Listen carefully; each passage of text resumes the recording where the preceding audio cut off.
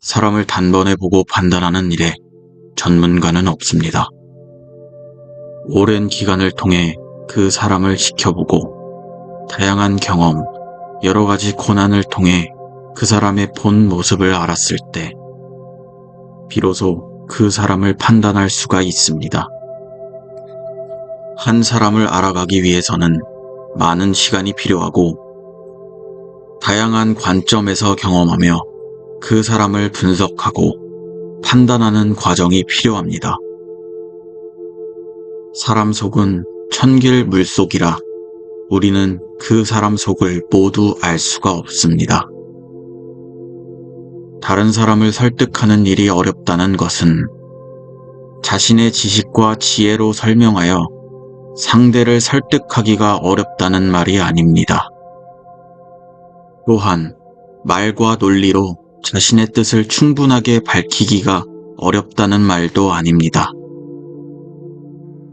다른 사람을 설득하는 일이 어렵다는 말은 설득하고자 하는 상대방의 본 마음을 알아 자기의 의견을 그 마음에 얼마나 맞출 수 있느냐에 있다고 할 수 있습니다.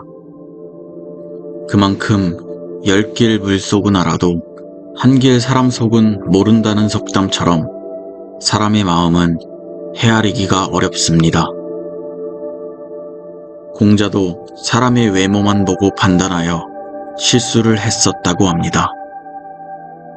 사람들은 보통 첫인상을 통해 각자의 선입견과 편견으로 다른 사람을 판단합니다.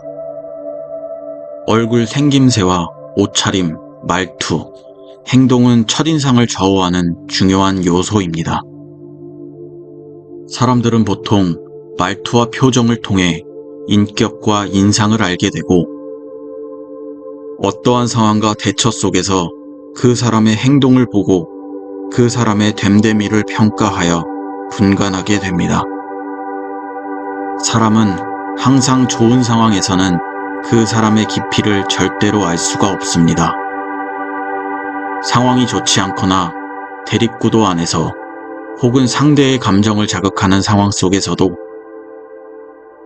평소와 다름없는 보편적인 행동을 보여준다면 그 사람에 대한 인식의 평가가 기존의 인식 체계에서 특별히 달라지지 않을 것입니다. 하지만 평소와 전혀 다른 모습으로 예상하지 못한 모습을 보게 된다면 우리는 여태 그 사람에 대해 알고 있는 인식 체계가 바뀔 수 없을 것입니다. 온전한 자기의 모습이 아닌 가면을 쓴 겉모습을 알고 지내왔다고 할 수가 있습니다. 믿고 신뢰하고 지냈던 상대한테 배신감이 들었다는 것은 내가 그 사람을 잘 알고 있다는 것에 대한 반증이 됩니다. 그 사람의 참모습을 미처 발견하지 못했거나 보지 못한 자신의 부주의에 대한 참담한 결과물일 것입니다. 왜냐하면 그 사람의 진짜 모습을 내가 일찍 알아차리지 못해서입니다. 그 사람은 달라진 게 없지만 그 사람의 본 모습을 뒤늦게 발견한 것 뿐입니다. 즉, 사람을 분별하는 통찰력 부족으로 상대를 꿰뚫지 못한 내 잘못이 크다고 할 수가 있습니다. 무릇 사람의 마음은 험하기가 산천보다 더하고 알기는 하늘보다 더 어렵습니다.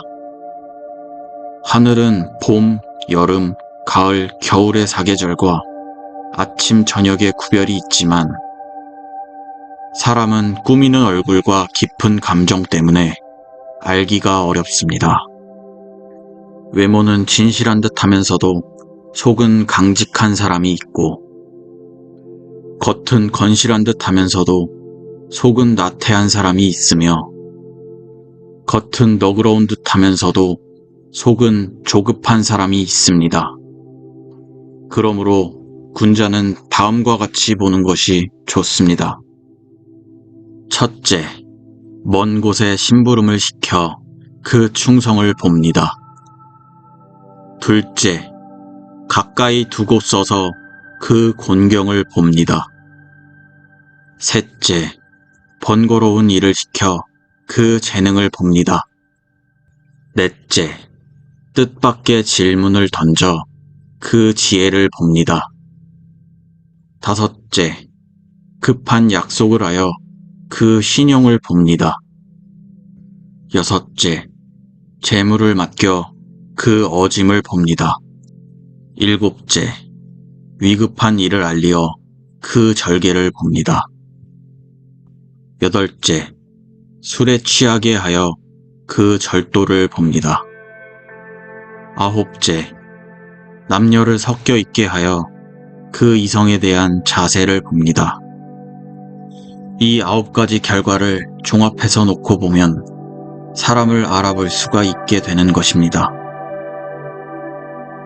이처럼 공자는 사람을 단순히 눈에 보이는 외형적 모습에서 판단할 게 아니라 내면의 모습까지도 함께 통찰하는 것이 필요하다고 합니다. 아는 사람을 판단하고 사람을 알아보는 방법을 실수하지 않게 하기 위함입니다. 사회 각 영역에서 인재를 분배하고 등용하여 적재적소에 배치하고 관리하는 것은 각 분야의 흥망성쇠의 주요 원인이 된다고 합니다. 사람을 분별하기 위해서는 눈에 보이는 화려한 외형적 모습이 아닌 사람 내면의 인간적인 문제와 가치를 통찰할 수 있는 밝은 해안이 더 절실히 요구된다고 합니다.